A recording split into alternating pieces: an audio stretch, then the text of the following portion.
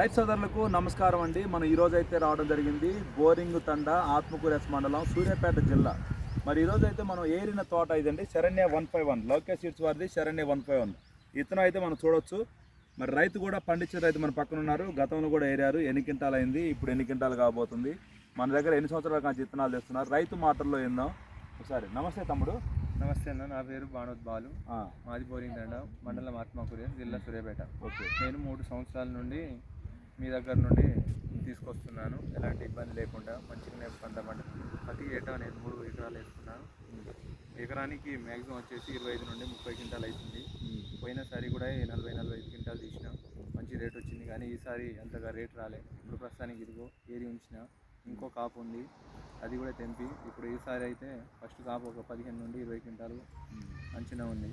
మొన్న ఎన్ని క్వింటాలు అమ్మినా మన మార్కెట్లో? మొన్న 15 క్వింటాల దాకా అమ్మిన. Okay okay. కానీ రేట్ లేదు. రేటు వల్లనే బాధపడాల్సి వస్తుంది. Okay okay. వచ్చేసారి అయినా కూడా మళ్ళీ మన తానే తీసుకొస్తాం. ఓకే. ఇంకో 3-3.5 ఎకరాలు ఇంకా 10 మంది రైతులను తీసుకొచ్చే బాధ్యత కూర్చున్నది. Okay okay.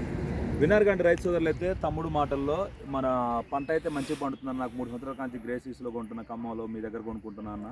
మరి నాకు పంట అయితే మంచిగా పండుతుంది. రేట్ ఒకటి లేకపోవడం వల్ల, మిర్చి రేట్ లేకపోవడం వల్ల బాధపడుతున్నారు ప్రతి రైతు కూడా. మనం కానీ నేనైతే ఒకటే కోరుకుంటున్నా, దేవుని దయ వల్ల వచ్చే సంవత్సరం అంటే 2025 ఈ సంవత్సరం అంటే ప్రతి రైతు కూడా మంచి రేటు రావాలని మనస్ఫూర్తిగా భగవంతుని అయితే కోరుకుంటున్నా.